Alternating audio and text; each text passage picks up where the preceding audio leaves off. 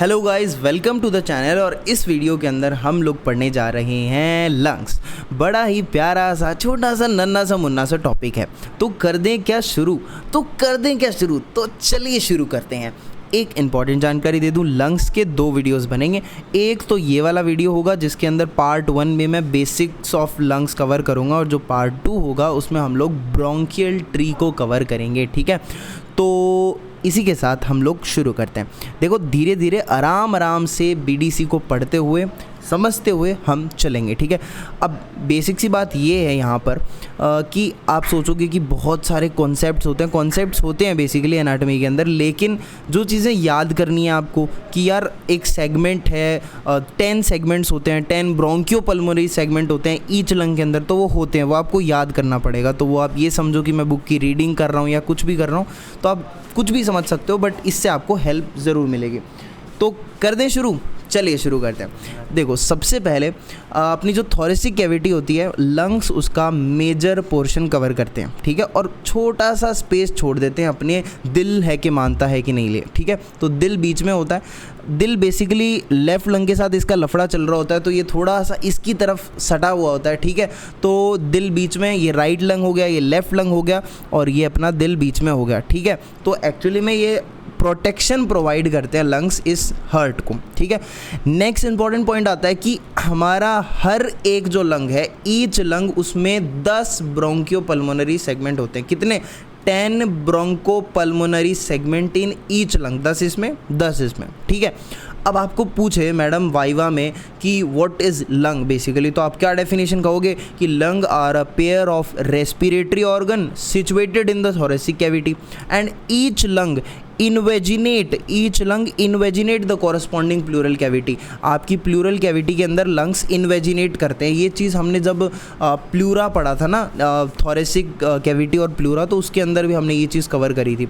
उसके बाद में the right and the left lung are separated by mediastinum. बीच में जो लंग्स के बीच में स्पेस होता है उसको हम मीडियस्टिनम कहते हैं। मीडियस्टिनम सेपरेट करता है बेसिकली राइट लंग को और लेफ्ट लंग को। ठीक है, और लंग्स स्पॉन्जी टेक्सचर के होते हैं, ये आपको पता होगा। उसके अलावा जो यंग लोग होते हैं, यंग पीपल है ना, बच्चों में बहुत ज़्यादा यंग लोगों में जो लंग्स होते हैं, दे आर ब्राउन और ग्रे इन कलर। ठीक है, ब्राउन या ग्रे होते हैं कलर में, लेकिन धीरे धीरे ग्रेजुअली ये ग्रे या ब्राउन कलर से मॉटल्ड ब्लैक रंग की तरफ चले जाते हैं, ब्लैकिश कलर इनका हो जाता है। अब ये क्यों होता है अगर आपको कोई पूछे, तो आप कहोगे it is because of the deposition of inhaled carbon particle. हम लोग पोल्यूशन होता है इतना सारा, तो इनहेल्ड कार्बन पार्टिकल जो हम करते रहते हैं उनकी वजह से इसका कलर मॉटल्ड ब्लैक हो जाता है। ठीक है, अगर राइट और लेफ़्ट लंग के बीच में आपको कोई फ़र्क पूछे तो आप ये बोलोगे कि वैसे फ़र्क बहुत सारे होते हैं, बहुत सारे डिफरेंसेस हैं राइट लंग में और लेफ़्ट लंग में, लेकिन एक वेट के हिसाब से अगर डिफरेंस देख रहे हो तो जो राइट लंग होता है वो हल्का होता है थोड़ा, है ना। वो अप्रॉक्सीमेटली उसका वेट कितना होता है? 700 ग्राम होता है। वो लेफ़्ट लंग से 50 से 100 ग्राम ज़्यादा हैवी होता है। ठीक है, तो राइट लंग आपको ज़्यादा हैवी मिलेगा, ये चीज़ ध्यान रखना। अब यहाँ पे बीडीसी में नेक्स्ट टॉपिक है डाइसेक्शन का टॉपिक। आप एक बार इसको रीड कर सकते हो खुद से, इसमें जो मेन पॉइंट्स हैं वो आगे इस वीडियो में भी कवर करे जाएंगे, लेकिन आप एक बार रीड कर सकते हो इसको। ठीक है, और बेसिकली बाकी आपको प्रैक्टिकल क्लास में, ट्यूटोरियल क्लास में टीचर ये सब बताएगा। ठीक है, नेक्स्ट चीज़ लंग्स, लेकिन from examination point of view उसमें इतना ज़्यादा इंपॉर्टेंस नहीं है। तो चलिए नेक्स्ट, अब फीचर्स ऑफ लंग देखते हैं। लंग का पहला फीचर क्या हो गया कि ये कॉनिकल शेप का होता है। आप AK दत्ता चेक करोगे, उसमें लिखा होगा हाफ कॉनिकल। लंग कैसा होता है? हाफ कॉनिकल होता है, ऐसा लिखा होगा AK दत्ता में। ठीक है, अब बेसिकली लंग के फीचर्स चार पार्ट में, 4 भाग में हम इसको देखते हैं, है ना। Dome shape musculophrenic expansion, this is supra pleural membrane. यार वो क्या बोल रहा है, चल कुछ नहीं है, काट दो इस पार्ट को। मैं कह रहा हूँ कि फीचर क्या है लंग के। सबसे पहली बात, lung is conical in shape, और दूसरे इसके 4 भाग हैं। देखो, एक तो इसका एपेक्स वाला रीजन, ऊपर जो अपर एंड है, दिस इज एपेक्स वाला रीजन। ठीक है, ये एपेक्स आप देखना यहाँ पे, ये है एपेक्स वाला रीजन। यहाँ पे एपेक्स दिख रहा होगा आपको, पहाड़ी जैसा। ठीक है, पहाड़ की चोटी जैसा। और फिर एपेक्स है तो इसका बेस भी होगा, बेस जो कि डायाफ्राम पर रेस्ट करता है। एक बार नाम सुन लो, फिर डायग्राम में इस चीज़ को समझते हैं।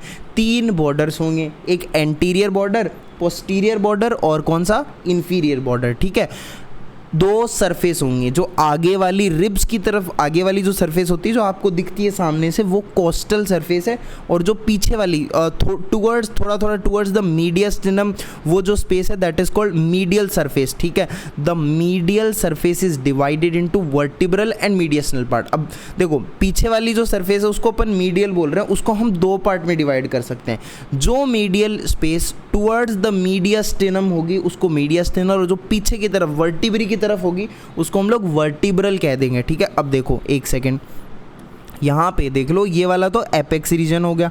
ठीक है, ये जो कोस्टल सरफेस लिखी हुई है कौन सी, ये सामने वाली जो सरफेस आपको दिखाई दे रही है, सामने वाली, this is the coastal surface. और जो पीछे की तरफ होगी वो कौन सी होगी, मीडियल सरफेस होगी। ठीक है, बॉर्डर्स की बात कर रहे हैं, ये देखो ये वाला एंटीरियर बॉर्डर है, इधर की साइड ये एंटीरियर बॉर्डर हो गया। ठीक है, और जो पीछे की तरफ इधर होगा ये होगा पोस्टीरियर बॉर्डर। ठीक है, आपको दिखेगा नहीं यहाँ से, मतलब पीछे वाला पोस्टीरियर बॉर्डर होता है। ठीक है, और लंग में क्या विशेषताएं होती हैं, यहाँ पे होते हैं फिशर होते हैं। ये है ऑब्लिक फिशर जो लंग को पार्ट्स में डिवाइड करता है। जैसे ये अपना जो लेफ्ट लंग है इसमें एक सिर्फ ऑब्लिक फिशर प्रेजेंट है, राइट लंग में ऑब्लिक फिशर के साथ साथ एक हॉरिजॉन्टल फिशर दिख रहे हो, हॉरिजॉन्टल फिशर भी प्रेजेंट है। तो इसी कारण जो अपना ये राइट लंग है ये तीन पार्ट में डिवाइडेड, तीन लोब्स होती हैं इसकी, और लेफ्ट लंग की कितनी लोब्स होती हैं, दो लोब्स होती हैं बेसिकली। ठीक है, तो मैं एक बार लिख के दिखा दूँ इस चीज़ को, यहाँ पर ये देखो 1 2 और 3 लोब्स हैं, और यहाँ पर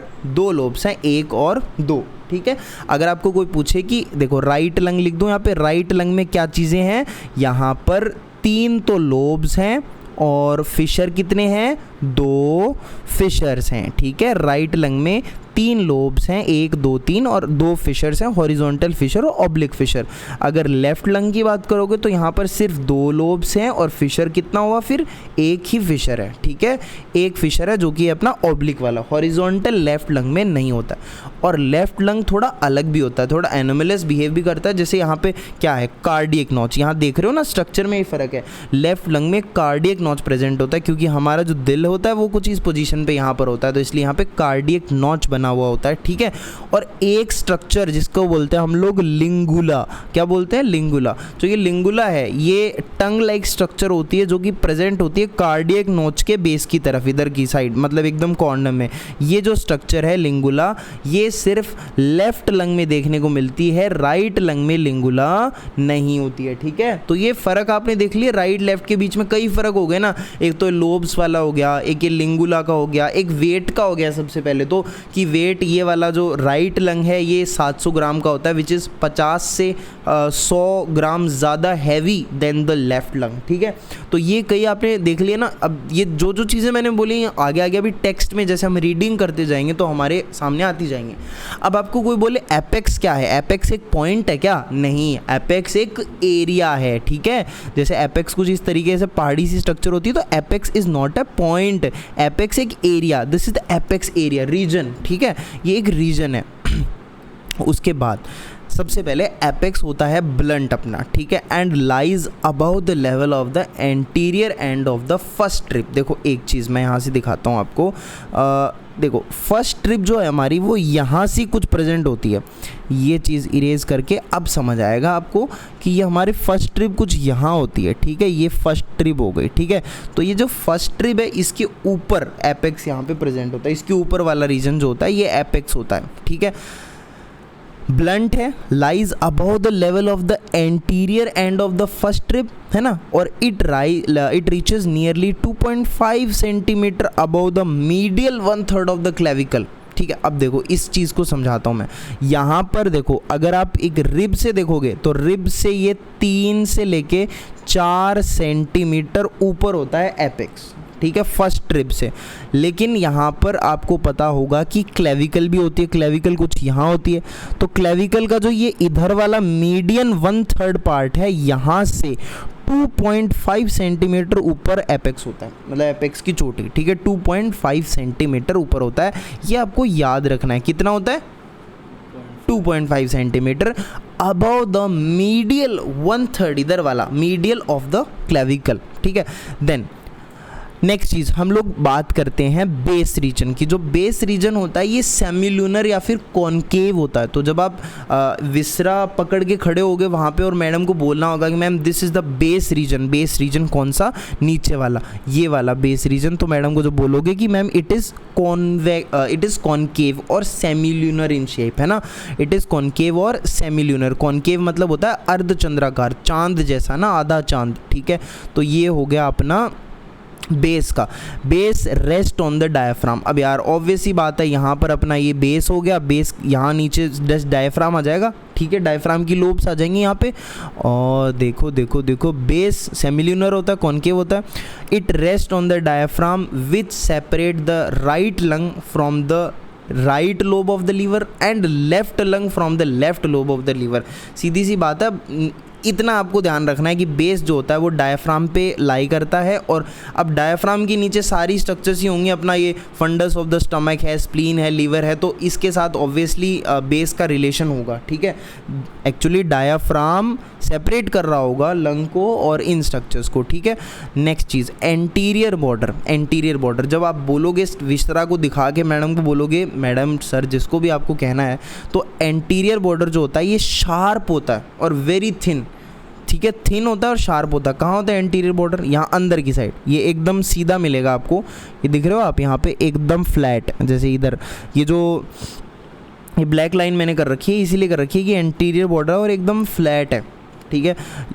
अब लेफ्ट लंग का भी बॉर्डर फ्लैट ही है, लेकिन आप देख रहे हो यहाँ पर इस फोर्थ थोरेसिक वर्टिब्री के लेवल पे आके, यहाँ पर फोर्थ इंटरकोस्टल रिब के वर्टिब्रल पे आके यहाँ पर ये एक कार्डियक नॉच का फॉर्मेशन करता है, ठीक है। तो यहाँ पे ये सीधा नहीं होता है, ठीक है। नेक्स्ट चीज़, तो एंटीरियर बॉर्डर का एक पॉइंट याद रखना है कि ये शार्प होता है और थिन होता है, ठीक है। Next cheese, it is shorter than the posterior border. अब यार एंटीरियर पोस्टीरियर दिखाना भी मुश्किल है। यहाँ पे नीचे एक डायग्राम है जिससे आपको थोड़ा सा क्लियर दिखेगा। जैसे ये एंटीरियर बॉर्डर है, ये असली डायग्राम है थोड़ा, ये एंटीरियर बॉर्डर है, नियरली फ्लैट है ना, थिन है, शार्प है, एंटीरियर बॉर्डर हो गया। ये इधर एंटीरियर बॉर्डर, लेकिन यहाँ पे कार्डियक नोच आ गया है, ठीक है। अब पोस्टीरियर बॉर्डर यहाँ पे आपको सामने से नहीं दिखेगा। पोस्टीरियर बॉर्डर देख रहे हो, यहाँ से कुछ चालू हो रहा है और यहाँ पे इधर आ रहा है, यहाँ पे इधर, वो तो पीछे की साइड, ठीक है। दैट इज़ पोस्टीरियर, पीछे वाला बॉर्डर। लेकिन याद रखना पोस्टीरियर बॉर्डर ज़्यादा बड़ा है। देखो एंटीरियर तो यहीं ख़त्म हो जा रहा है, पोस्टीरियर देखो कितना नीचे तक आ रहा है। तो पोस्टीरियर बॉर्डर एक्चुअली में बड़ा है, थोड़ा सा एक्सटेंड करता है। यही पॉइंट था हमारा बेसिक जो हमें समझना था कि anterior border is very thin, shorter than the posterior border.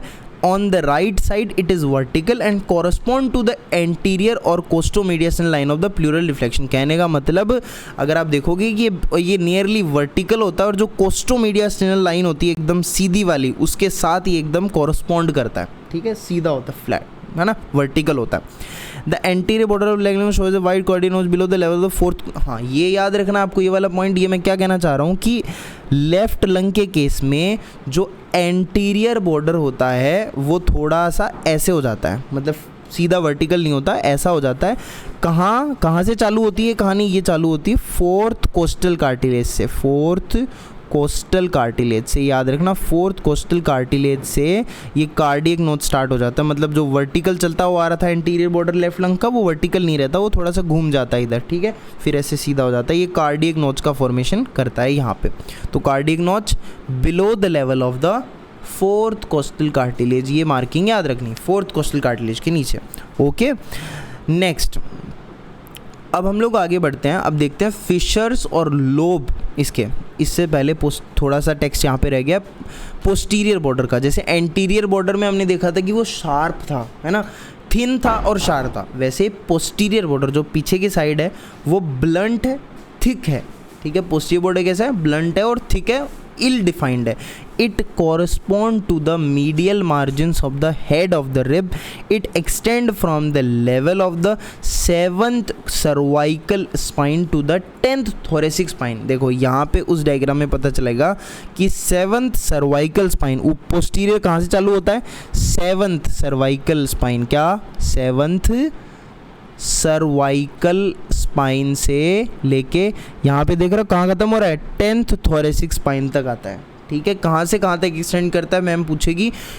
Sorry मैं बार बार मैडम बोल रहा हूँ, ऑफेंड मत होना क्योंकि मैडम ही है हमारे तो टीचर। तो मैडम पूछेंगे आपको कि यार कहाँ से कहाँ एक्सटेंड होता है पोस्टीरियर बॉर्डर, क्योंकि ये कहाँ से एक्सटेंड होता है, 7th सर्वाइकल स्पाइन से 10th थोरेसिक स्पाइन तक पोस्टीरियर बॉर्डर एक्सपेंड होता है और वो थिक होता है। ये इसके बेसिक फीचर्स हैं जो हमें याद होने चाहिए, ठीक है। और ये पीछे की साइड होता है, ओके, ठीक है। नेक्स्ट चीज़ इन्फीरियर बॉर्डर। अब इन्फीरियर बॉर्डर का तो क्या है, इन्फीरियर बॉर्डर डायरेक्टली आपको दिख ही जाएगा, ये नीचे की तरफ, ये हो गया अपना इन्फीरियर बॉर्डर, इससे दिखेगा नहीं आपको, ये हो गया अपना इन्फीरियर बॉर्डर नीचे की साइड, ठीक है। मतलब बेस वाला जो बॉर्डर हो गया, ये यहाँ से इस डायग्राम में क्लियरली दिख रहा है, ये हो गया अपना इन्फीरियर बॉर्डर, इधर इन्फीरियर बॉर्डर, ठीक है।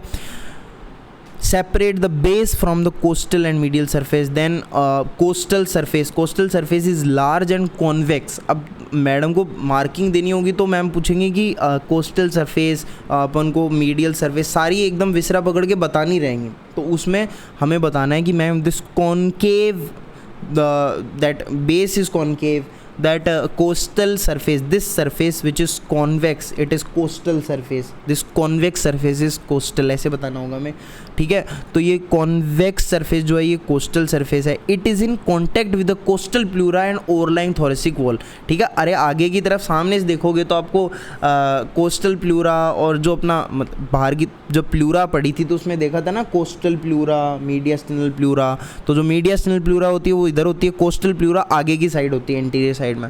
तो जो अपनी कोस्टल प्लूरा है उसके साथ या थोरेसिक वॉल या रिब्स के साथ जो आगे की तरफ कांटेक्ट में है, दैट इज़ कोस्टल सरफेस, है ना। और जो मीडियल सरफेस है वो कहाँ है, वो इधर की साइड है थोड़ी, जो मीडियास्टिनम और पीछे की थोड़ी वर्टिब्रल है और थोड़ी मीडियास्टिनल, पीछे का साइड वाली वो मीडियल सरफेस हो गई। It is divided into posterior और वर्टिब्रल पार्ट। मैंने क्या कहा कि मीडियास्टिनल सरफेस हो गई, इस मीडियास्टिनल सरफेस को हम दो पार्ट में डिवाइड करते हैं, एक तो पोस्टीरियर या फिर वर्टिब्रल पार्ट जो एकदम पीछे की साइड वर्टिब्रा के रिलेशन में है, और दूसरा एंटीरियर या मीडियास्टिनल पार्ट। कौन सा, देखो यहाँ पे जैसे ये आपका वर्टिब्रल कॉलम है, ठीक है, हाथ दिखाते हैं आपको, ये वर्टिब्रल कॉलम है, वर्टिब्रल कॉलम के रेस्पेक्ट में देख रहे हो आप, तो ये आपको वर्टिब्रल कॉलम की तरफ वाला जो पार्ट दिखाई देगा जो इधर होगा, है ना, दैट इज़ वर्टिब्रल पार्ट या पोस्टीरियर पार्ट। और जो आपको एग्जैक्टली ऐसा नहीं होता कि मीडियास्टिनल इधर है, मीडियास्टिनल मैं ये शो करना चाह रहा हूँ कि तो मीडियास्टिनल पार्ट है वो तो मीडियास्टिनम कैविटी, लंग्स का जो बीच में जो स्पेस होता है मीडियास्टिनम, उधर की साइड जो पार्ट आता है ना इसका, वो तो मीडियास्टिनल पार्ट है या एंटीरियर पार्ट है। और जो पीछे की साइड आता है ना टुवर्ड्स द वर्टिब्रल कॉलम, वो वर्टिब्रल पार्ट या फिर पोस्टीरियर पार्ट है, हाँ कि ना, okay okay okay okay. For example ये देखो, ये इधर मैं दिखा रहा हूँ, ये थोड़ा ये अपना हो गया मीडियास्टिनल पार्ट, इधर का जो मीडियास्टिनम की तरफ आ रहा है, और जो पीछे की तरफ है वो वर्टिब्रल पार्ट हो गया, ठीक है। नेक्स्ट चीज़, now it is divided into two parts, ये क्लियर है। Now the vertebral part is related to the vertebral bodies, intervertebral disc, वही चीज़ है जो मैंने समझाई आपको, ठीक है। नेक्स्ट चीज़, the mediastinal part is related to the mediastinal septum, shows a cardiac impression. अच्छा, कार्डियक इंप्रेशन कौन से पार्ट में प्रेजेंट होता है, मीडियास्टिनल पार्ट में प्रेजेंट होता है, ऑब्वियस सी बात है। Then hilum, a number of other impression which differ on the two sides, the various relation of mediastinal, ये देखो 16.1 के अंदर आपको टेबल दिखाऊंगा जिसके अंदर और थोड़ी चीज़ें क्लियर होंगी, ठीक है। सो ये चीज़ें हमारी इसके बारे में हो गई हैं सारी की सारी कंप्लीट, जो कि इसका सरफेस वगैरह चीज़ें थी ये सब हो गई हैं। अब हम लोग बढ़ रहे हैं फिशर्स और लोब्स की तरफ, है ना, fissures and lobes of the lung, right. कर दें, देखें क्या कर दें शुरू, चलो करते हैं। अब फिशर्स की आप बात कर रहे हो तो ये मैंने आपको बेसिक इंट्रोडक्शन पहले दे दिया था कि right lung it is divided into 3 lobes, upper middle and lower by 2 fissures, oblique and horizontal fissure. और लेफ्ट लंग में सिर्फ 2 लोब्स होते हैं, ऑब्लिक फिशर होती है, जो हॉरिजॉन्टल फिशर है वो एब्सेंट होती है, तो ये चीज़ मैंने आपको बता दी थी। नेक्स्ट चीज़ हम लोग बढ़ रहे हैं ऑब्लिक फिशर की तरफ। देखो oblique fissure cuts the whole thickness of the lung except at the hilum. याद रखना कि जो ऑब्लिक फिशर होती है वो पूरे लंग को काट देती है। देखो आप ये चीज़ देख पा रहे हो यहाँ पे, मैं ज़रा इसको थोड़ा सा रब करके आपको दिखाना चाहूँगा, इस पे रोशनी डालना चाहूँगा। आप देख रहे हो पूरा एकदम डीप जाके ये जो अपनी ऑब्लिक फिशर है, ऑब्लिक फिशर है, देखो पूरे लंग को डिवाइड करती है ऑब्लिक फिशर। और भी कोई ढंग का डायग्राम होगा तो उससे हम देखना पसंद करेंगे, है कोई डायग्राम, ये देख रहे हो आप यहाँ पे, ये अपनी हो गई यहाँ पे ये ऑब्लिक फिशर, ठीक है। ये देखो ऑब्लिक फिशर, ये पूरे लंग को एक्सेप्ट एट द हाइलम ये डिवाइड कर रही है, ठीक है। एक्सेप्ट एट द हाइलम ये पार्ट्स में डिवाइड कर रही है। दिस इज ऑब्लिक फिशर, ठीक है। Oblique fissure cuts into the whole thickness of the lung except at the hilum, it passes obliquely downwards and forward, ठीक है। कैसे, मैंने अभी बोला डाउनवर्ड और फॉरवर्ड, इस तरीके से ऑब्लिकली पास करती है, right. Downward and forward obliquely pass करती है, अभी मैंने आपको डायग्राम दिखाया। Then crossing the posterior border about 6 centimetre below the apex, है ना। तो ये पोस्टीरियर अब ये कहाँ क्रॉस कर रही है यार, इस चीज़ को थोड़ा सा दिमाग में रखना है कि the oblique fissure crosses the posterior border about 6 centimetre below the apex. Apex के नीचे इधर की साइड आप देखोगे, एपेक्स के बिलो 6 सेंटीमीटर बिलो ये पोस्टीरियर बॉर्डर को पीछे की तरफ से ऐसे क्रॉस कर रही होगी, ठीक है। मतलब इस तरीके से क्रॉस कर रही होगी, बट 6 सेंटीमीटर नीचे, राइट। 6 सेंटीमीटर नीचे, कितना सेंटीमीटर, 6 सेंटीमीटर नीचे, right. Next cheese, and the inferior border about 5 centimeter from the median plane से 5 सेंटीमीटर इधर, मीडियन प्लेन से ऐसे बात करें 5 सेंटी, यहाँ ये वाला देखो ना 5 सेंटीमीटर इधर, मीडियन प्लेन से कितना 5 centimetre, 5 centimetre from the medial plane, यहाँ पर ये इंफीरियर बॉर्डर को क्रॉस कर रही होगी। यहाँ पे देखो इंफीरियर बॉर्डर को क्रॉस कर रही है, यहाँ पे ये पोस्टीरियर बॉर्डर को पीछे की तरफ क्रॉस कर रही होगी 6 centimetre below the apex, and here 5 centimetre from the median plane, right. अब due to oblique fissure the lower lobe is more posterior and upper middle lobes are anterior. अब ये जो ऑब्लिक फिशर का जो ये प्लेन है ना, इसकी वजह से क्या होता है कि जो लोअर लोब होती है, ये वाली जो लोअर लोब है ये थोड़ी पोस्टीरियर साउंड करती है, ठीक है। ये पोस्टीरियर साउंड क्या करती है, दिखती है, मतलब lower lobe is more posterior, ज़्यादा पोस्टीरियर पार्ट में होती है, और जो अपर और मिडल लोब्स हैं ये एंटीरियर रहती हैं, ठीक है। In the right lung the horizontal fissure passes from the anterior border up to the oblique fissure and separates a wedge shaped middle lobe from the upper lobe. Remember this point, the right lung में क्या होता है, horizontal Fisher भी होती है ना, horizontal Fisher भी होती है, ये लेफ्ट लंग में नहीं होती है। ये कहाँ से पास करती है, anterior border up to the oblique fissure and separate the wedge shaped middle lobe from the upper lobe. देखो वेज शेप्ड ये जो मिडल लोब है, वेज शेप्ड ये मिडल लोब है, इसको अपर से सेपरेट कर देती है। ये कहाँ पर मीट करती है, देखो यहाँ पे ऑब्लिक फिशर यहाँ पे मीट करती है, ठीक है। ये इसके बॉर्डर तक जाती है ये, और सेपरेट कर देती है इसको 2 लोब्स के अंदर, ठीक है।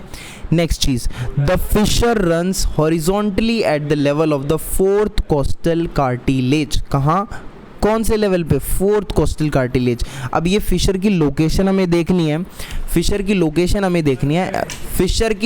हमें देखनी है कि fissure runs horizontally at the level of 4th costal cartilage and meets the oblique fissure in mid axillary line. देखो यहाँ पे मिड एक्सिलरी लाइन है, यहाँ पे ये थोड़ा इधर बनाना था मुझे, लेकिन यहाँ पे जो मिड एक्सिलरी लाइन है इधर ये ऑब्लिक फिशर को यहाँ पर मीट करता है, और इधर की साइड से देखें तो ये कहाँ से निकल रहा है, ये ये 4th ये लेवल है 4th कोस्टल कार्टिलेज का, जहाँ से कॉर्डिक नोच भी स्टार्ट हो रहा है, ठीक है। 4th costal cartilage and meet the oblique fissure mid axillary line. तो रिमेंबर दिस थिंग।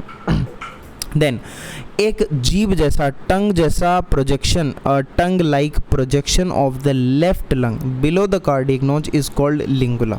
लिंगुला क्या होता है, टंग लाइक प्रोजेक्शन होता है। यहाँ पर ये मैंने दिखाया था, आपको बताया था पहले भी, टंग लाइक प्रोजेक्शन होता है जो कि below the cardiac notch present है in the left lung and it correspond to the middle lobe of the right lung. It correspond to the middle lobe of the right lung, ठीक है। इसके साथ correspond कर रहा है ये middle lobe of the right lung, ठीक। This is middle lobe and इसके साथ कोरस्पॉन्ड कर रहा है। नेक्स्ट चीज, the lungs expand maximally in the inferior direction. अब कहने का मतलब जैसे आपको अगर मतलब डीप इंस्पिरेशन करना हो, मतलब लंग्स में आपको मतलब बार बार ज़्यादा एक्सपेंड जब लंग्स होते हैं तो वो किधर होते हैं, मतलब एंटीरियर, पोस्टीरियर, लेटरल, कैसे किस वे में वो एक्सपेंड होते हैं। तो एक चीज़ याद रखनी है, लंग्स जब भी एक्सपेंड होते हैं उनको मैक्सिमम एक्सपेंडिचर चाहिए होता है, एक्सपेंड करना होता है, तो वो इन्फीरियर डायरेक्शन में जाते हैं because of the movement of thoracic wall and diaphragm, वो नीचे की तरफ ज़्यादा जाती हैं। तो because of the movement of thoracic wall and diaphragm are maximal towards the base of the lung. तो अगर डीप इंस्पिरेशन होता है तो ज़्यादा लंग किधर जाता है, नीचे जाता है, इन्फीरियर डायरेक्शन में जाता है, ठीक है। And the presence of oblique fissure of each lung allows a more uniform expansion of the whole lung, ठीक है। तो oblique fissure का ये भी एडवांटेज होता है, इसकी वजह से पूरे लंग को है ना एक यूनिफॉर्म एक्सपेंशन जो मिलता है होल लंग को, वो काफ़ी ज़्यादा होता है, ठीक है। Then we are at surface marking of the lung, ठीक है। काफ़ी ज़्यादा ठीक टॉपिक है surface marking of the lung, ठीक है। देखें इस टॉपिक को, पढ़ें, देखो तो। अरे रे क्या हुआ, मैंने ना ये जाना। तो अगर आप चैप्टर नंबर 15 पढ़ के आए हो तो आपको जो सरफेस मार्किंग विसरल प्लूरा की थी, है ना, वही सरफेस मार्किंग जो है वो लंग्स की है ना। तो प्लूरा वाली सरफेस मार्किंग को ध्यान रखना, वही सरफेस मार्किंग की आगे क्या है, स्टर्नम है, पीछे वर्टेब्रल कॉलम है, जो भी सरफेस मार्किंग हमने वहाँ देखी थी चैप्टर नंबर 15 में, जिसका मैंने वीडियो बनाया हुआ है, तो वो जो सरफेस मार्किंग है वो सारी की सारी लंग की सेम है, ठीक है। तो हम लोग उनको फिर से रिपीट नहीं करेंगे। The surface marking of oblique और हॉरिजॉन्टल फिशर, इनको हम लोग देख लेते हैं कि ऑब्लिक फिशर की और हॉरिजॉन्टल फिशर की सरफेस मार्किंग्स जनाब क्या हैं, ठीक है। सबसे पहले ऑब्लिक फिशर जो होता है इसको कैसे ड्रॉ किया जा सकता है, देखो इसकी मार्किंग बताता हूँ। फॉर एग्जांपल आपके पास यहाँ पे मैंने एक डायग्राम बनाया हुआ है,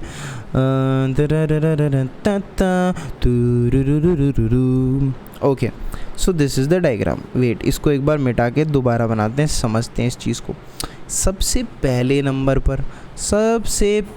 नंबर पर क्या हो रहा है, फर्स्ट पॉइंट लिखा है कि सबसे पहले a point 2 centimetre lateral to the third thoracic spine, ठीक है। A point 2 centimetre lateral to the third thoracic spine, देखो थर्ड थोरेसिक स्पाइन है, उसके 2 सेंटीमीटर लेटरल, हम पीछे की तरफ कुछ यहाँ मान लो ऐसे यहाँ की तरफ कोई पॉइंट होगा, थर्ड थोरेसिक स्पाइन, ठीक है। यहाँ पर ये पॉइंट, एक पॉइंट यहाँ ड्रॉ करना है।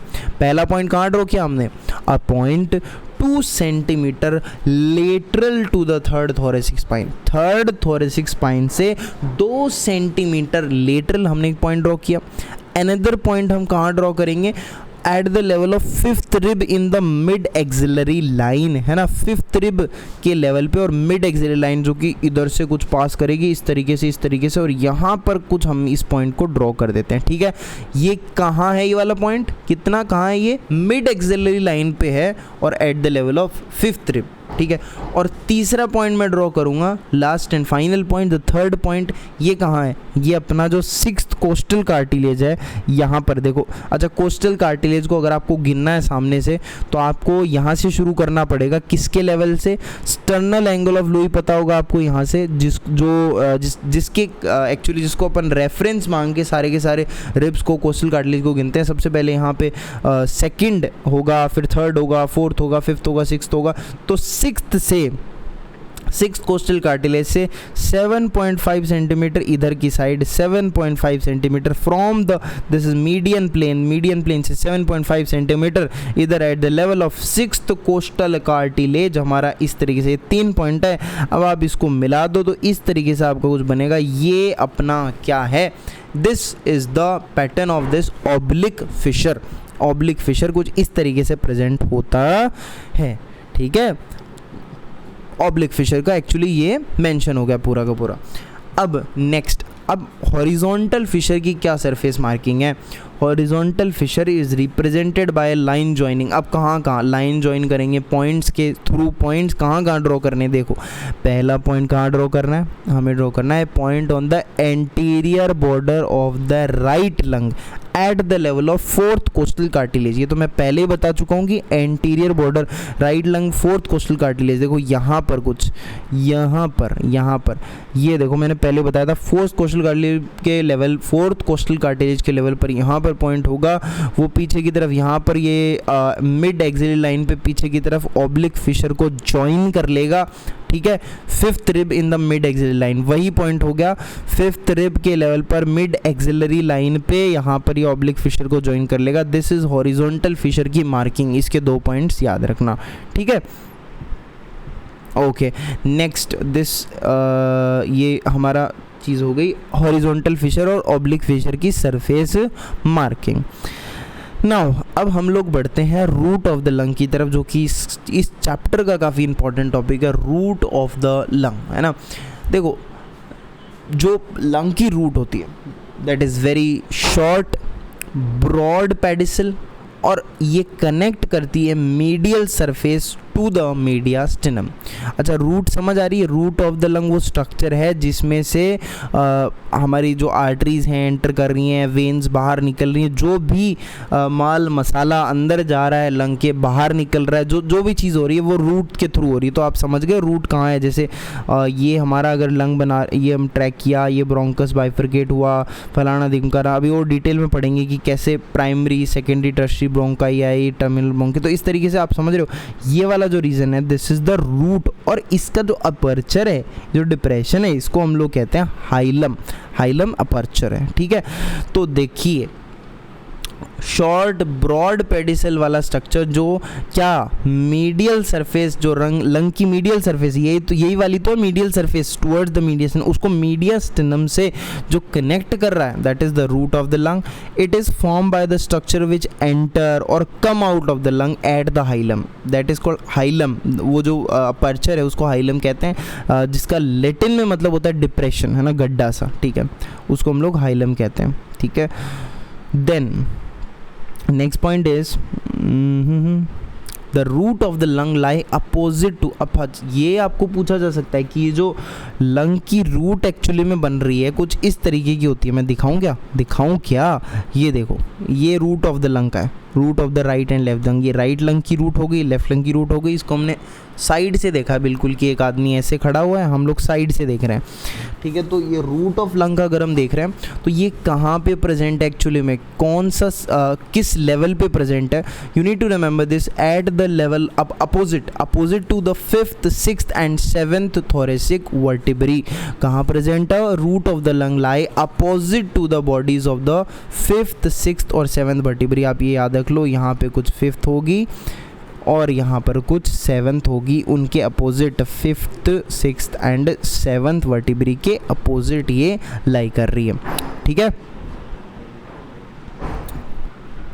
तो ये समझ में आ जाना चाहिए कि from 5th 6th to 7th ये किसकी पोजीशन हो गई, हमारी ये पोजीशन हो गई रूट ऑफ द लंग की, ठीक है। तो root of the lung it lies opposite to the bodies of 5th 6th and 7th thoracic vertebrae, ठीक है। नेक्स्ट चीज़ अब हम बात करते हैं contents of the root of the lung. क्या कंटेंट्स हैं ये आपको ध्यान में रखना बहुत ज़रूरी है, मतलब पता होना चाहिए, ठीक है। तो root is made up of the following structure. सबसे पहली जो हमारी स्ट्रक्चर है that is the principal bronchus, ठीक है। मैं यहाँ पे टिक करता जाऊँगा साथ में, principal bronchus on the left side, eparterial and hyparterial bronchi on the right side in posterior part. देखो ये जो स्ट्रक्चर्स हैं, एक बार मैं इनके नाम रीड आउट कर रहा हूँ और फिर इनको हम लोग देखेंगे कहाँ पर। वो जो रूट ऑफ द लंग का डायग्राम कुछ दिखाया था पी शेप जैसा, ऐसा इस तरीके का, वहाँ पर हम इनको समझेंगे, ठीक है। Then 1 pulmonary artery in the middle part, 2 pulmonary veins होती हैं सुपीरियर इन्फीरियर, है ना, एंटीरियर पार्ट में, और ब्रोंकियल आर्टरीज होती हैं हमारे पास on the right side and 2 on the left side, और ब्रोंकियल वेन्स होती हैं anterior posterior pulmonary plexus of nerve, lymphatic of the lung, bronchopulmonary lymph node, areolar tissue, ये सारी चीज़ें हमारे पास प्रेजेंट हैं। दीज आर द कंटेंट्स, ठीक है। अब ये देखो विद पोजीशन अभी और ज़्यादा क्लियर होंगे ये।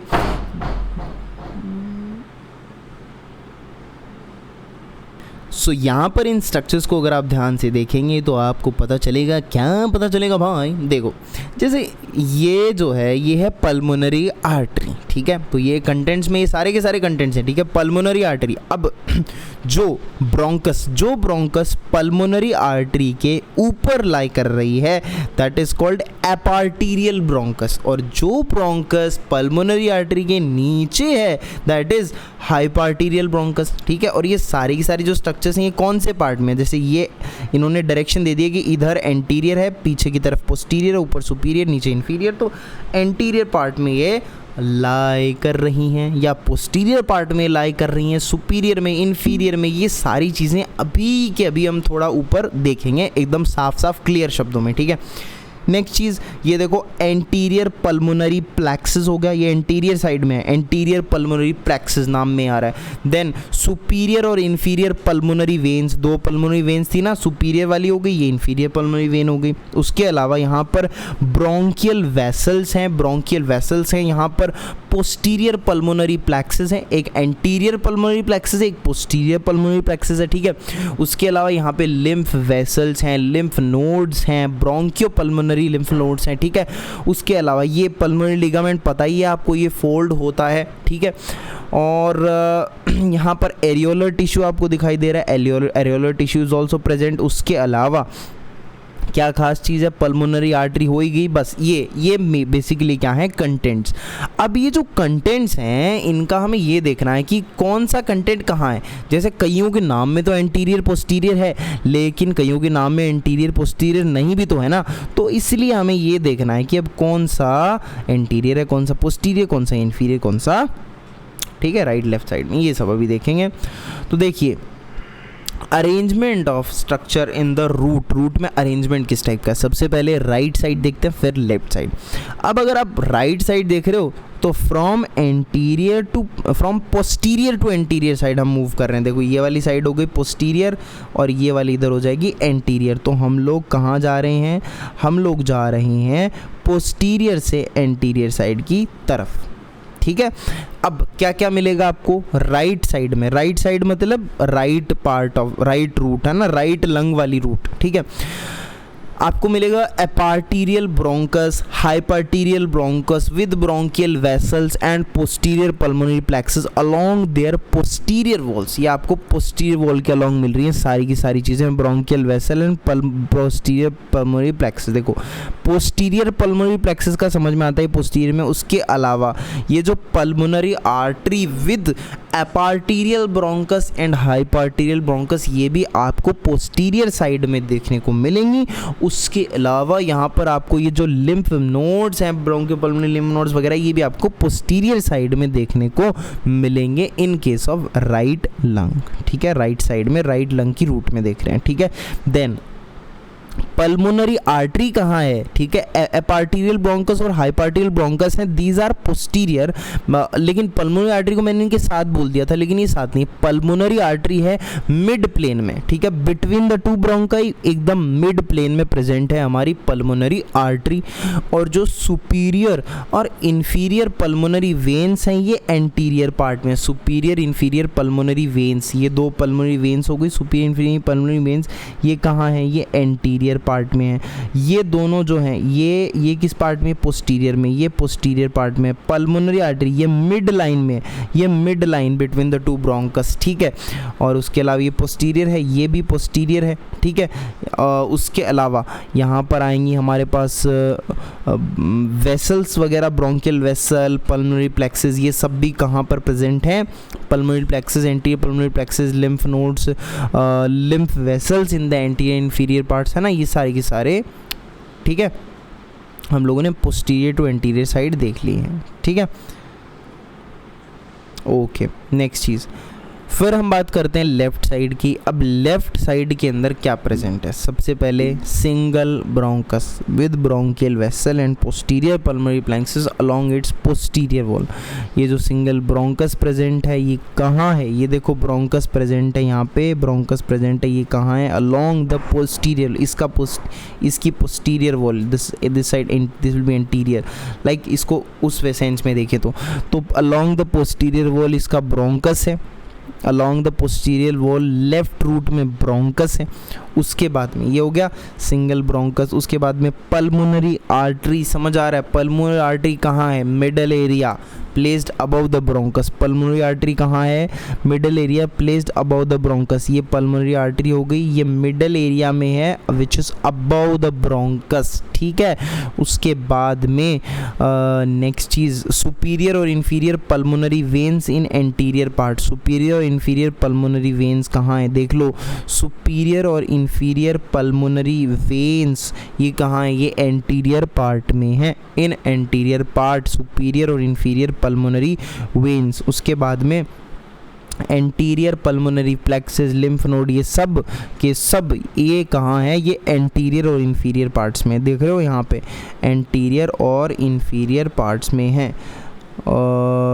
एंटीरियर पल्मोनरी प्लेक्सेस, ठीक है, एंटीरियर पल्मोनरी प्लेक्सेस, ठीक है। ओके उसके बाद हम लोग बढ़ते हैं रिलेशन ऑफ द रूट। तो एंटीरियर पल्मोनरी प्लेक्सेस कहाँ है बताओ? एंटीरियर साइड में, ठीक है। लिम्फ नोड, लिम्फ वेसल्स ये सब इन्फीरियर पार्ट्स में है, ठीक है। उसके बाद में relation of the root, root के रिलेशंस क्या हैं जो कि काफ़ी ज़रूरी हैं समझने। रिलेशन ऑफ द रूट, सबसे पहले एंटीरियरली अगर हम रिलेशन की बात करें तो कुछ स्ट्रक्चर्स ऐसी हैं जो कि कॉमन मिलेंगी, और अगर हम राइट साइड में बात करें तो भी आपको देखने को मिलेगा यहाँ पे सबसे पहले नंबर पर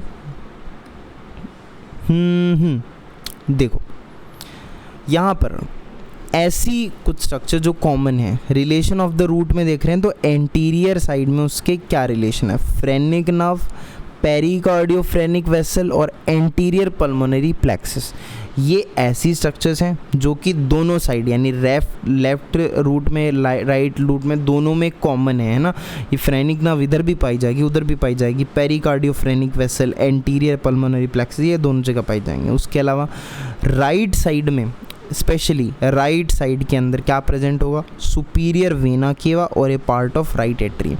देखो अभी समझ आएगा, ये वाला जो डायग्राम होगा इससे हम लोग यहाँ पे चीज़ों को समझेंगे। ऊपर गया वो डायग्राम वो वाला, ये देखो यहाँ से ये क्या है?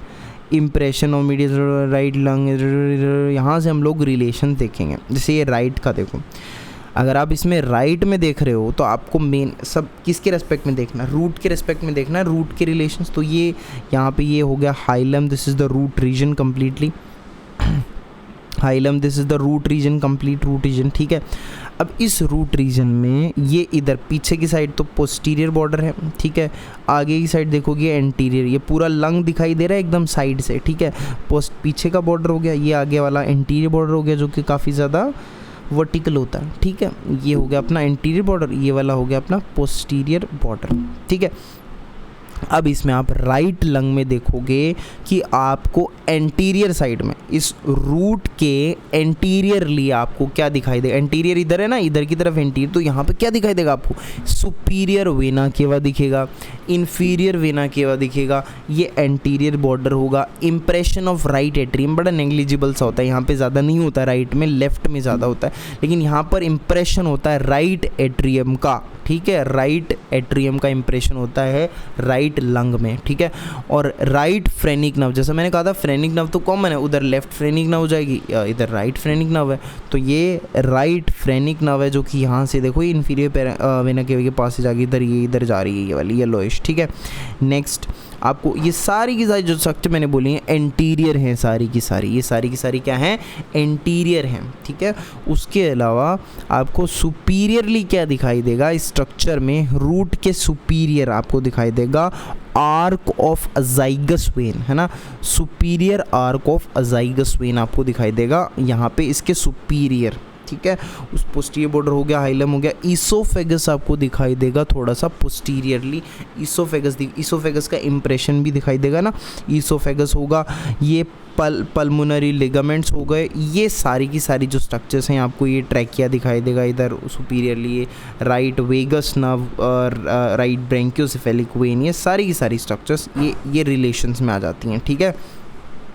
तो आपको ये जो चीज़ें हमने देखी थी ये सारी की सारी आई होप डायग्राम में देखने को मिली होंगी कि यहाँ पर रिलेशंस के अंदर कॉमन में फ्रेनिक नर्व देखिए हमने, पेरिकार्डियोफ्रेनिक वेसल्स और एंटीरियर पल्मोनरी प्लेक्स, और राइट साइड में superior vena cava a part of right atrium. Then posteriorly अगर हम देखेंगे तो some structures are common on two sides like vagus nerve and posterior pulmonary plexus, and left side में descending thoracic aorta, और superiorly क्या present है, superiorly on right side terminal part of azygos vein, और left side में arch of aorta, inferiorly pulmonary ligament, ये मैंने सारा बता दिया। इन्फीरियर देखो पल्मोनरी लिगामेंट दोनों में प्रेजेंट है, इन्फीरियरली ये प्रेजेंट है अपना pulmonary ligament, arch of azygos vein मैंने बता दिया। डायग्राम से याद रखने की एटलीस्ट इनके नाम कोशिश करनी है, जो डायग्राम्स में आ रहे हैं ये सारे नाम तो याद रखने ही रखने हैं।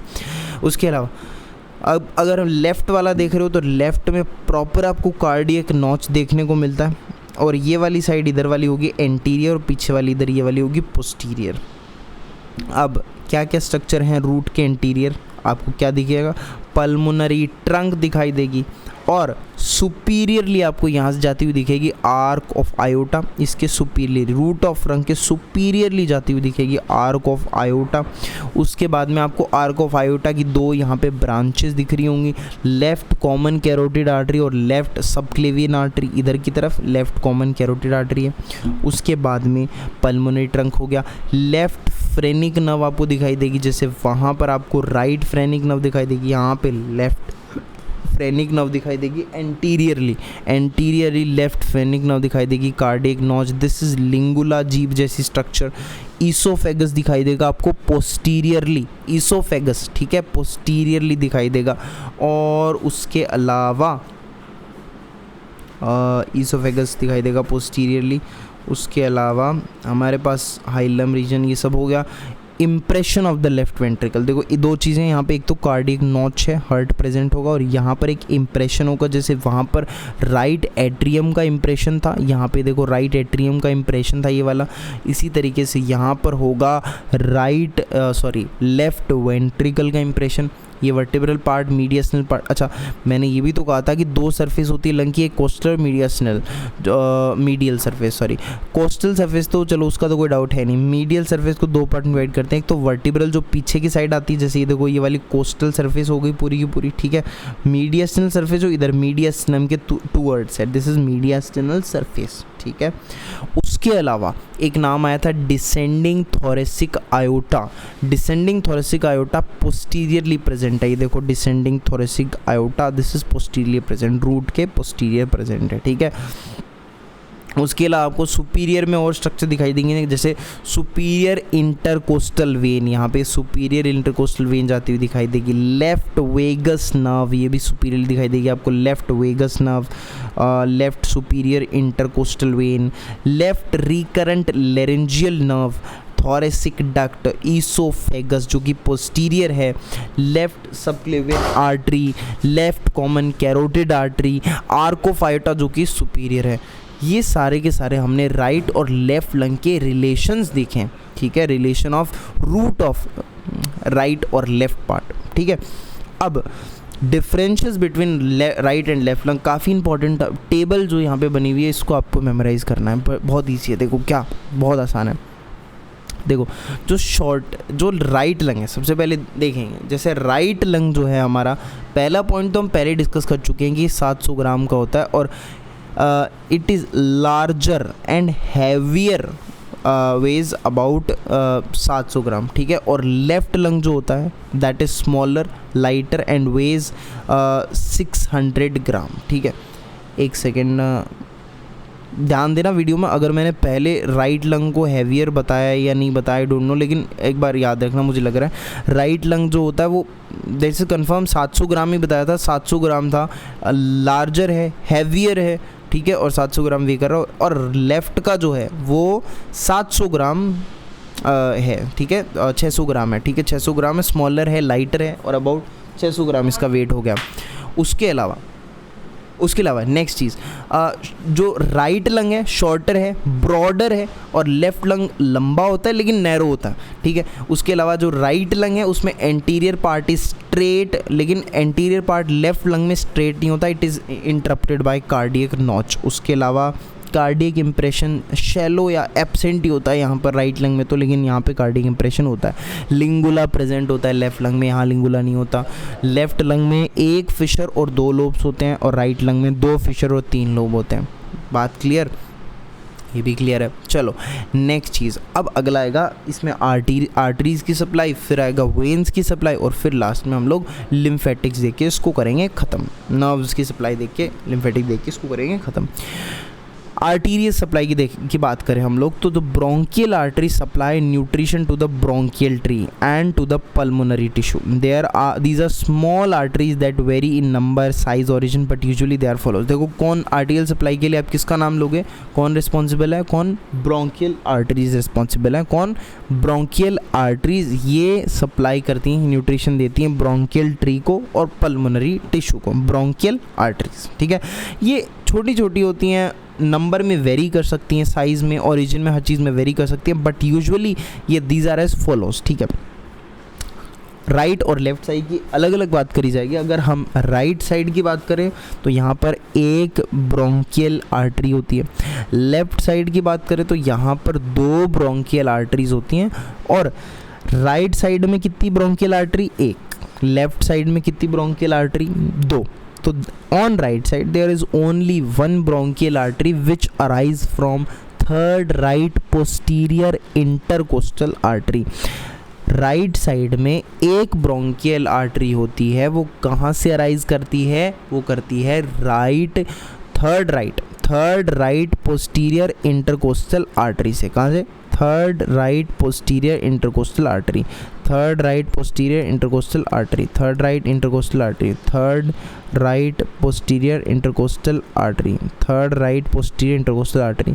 और लेफ्ट साइड में 2 ब्रोंकियल आर्टरीज होती हैं और दोनों कहाँ से अराइज करती हैं, डिसेंडिंग थोरेसिक आयोटा से अराइज करती हैं।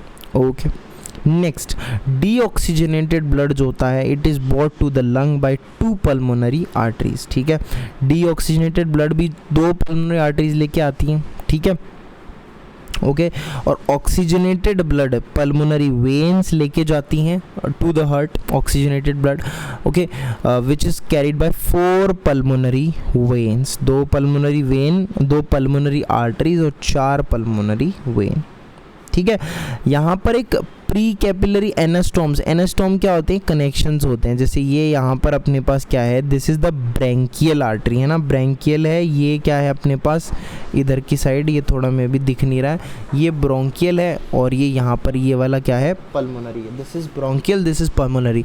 तो ब्रोंकियल और पल्मोनरी के बीच में ये एनास्टोम्स प्रेजेंट होते हैं। ये क्या बेसिकली कनेक्शंस होते हैं। आप समझो कि किसी एक में अगर कोई अड़चन आ गई ना, कोई ऑब्स्ट्रक्शन आ गया किसी भी डिजीज़ के कारण, तो फिर इसकी वजह से डिस्टर्बेंस नहीं होगा। These connections enlarge when one of them is obstructed in any disease, ठीक है। देन नेक्स्ट हम आगे बात करते हैं जनाब, आगे रूट ऑफ द लंग हो गया हमारा। अब ये ग्रॉस एनाटॉमी की ये स्ट्रक्चर भी देख लो। ये मीडियल सरफेस आपको दिख रही होगी यहाँ पे, ये वाली medial surface, this is apex region. ये थिन एंटीरियर बॉर्डर दिख रहा होगा, थिक पोस्टीरियर बॉर्डर पीछे की तरफ यहाँ दिख रहा है इसके अंदर, और हॉरिजॉन्टल फिशर ये इधर होगा। मीडियल सरफेस है, इस पे ये ऑब्लिक फिशर है। ये डायफ्रामेटिक सरफेस है, लंग बेस रीजन हो गया, है ना। ये लेफ्ट, इसमें लिंगुला दिखाई देगा। This the root of left lung, ठीक है। This is the anterior border of the left lung. Superior inferior pulmonary veins, ये नीचे की तरफ, वेन्स इधर की तरफ होती है, नीचे की तरफ, ठीक है, बिल्कुल साइड में आपको दिखाई देंगे। उसके बाद में हम लोग आगे बात करते हैं वीनस ड्रेनेज की, और उसके बाद में एक टॉपिक और होगा, फिर ये चैप्टर ख़त्म, है ना। Venus drainage of the lungs, chapter नहीं टॉपिक ख़त्म, फिर ब्रोंकियल ट्री पढ़ेंगे आगे, है ना। Venus drainage of the lung की बात करें तो बेसिकली ब्रोंकियल वेन्स होती हैं, ये काम करती हैं ये। और यूजुअली हमारे पास 2 ब्रोंकियल वेन होती हैं ईच साइड में, ठीक है। ब्रोंकियल वेन, वैसे ब्रोंकियल आर्टरी थी, ब्रोंकियल वेन्स हैं यहाँ पे, कितनी है, 2 ब्रोंकियल वेन है ईच साइड में, 2, ठीक है।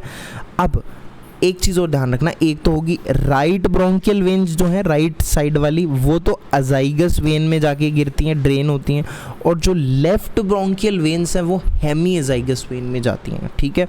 उसके बाद में नेक्स्ट चीज़ हम देख रहे हैं लिम्फेटिक ड्रेनेज, ठीक है, हम देख रहे हैं लिम्फेटिक ड्रेनेज। तो ध्यान से सुनिएगा, लिम्फेटिक ड्रेनेज में क्या है, हमारे पास बेसिकली 2 सेट ऑफ लिम्फेटिक्स हैं।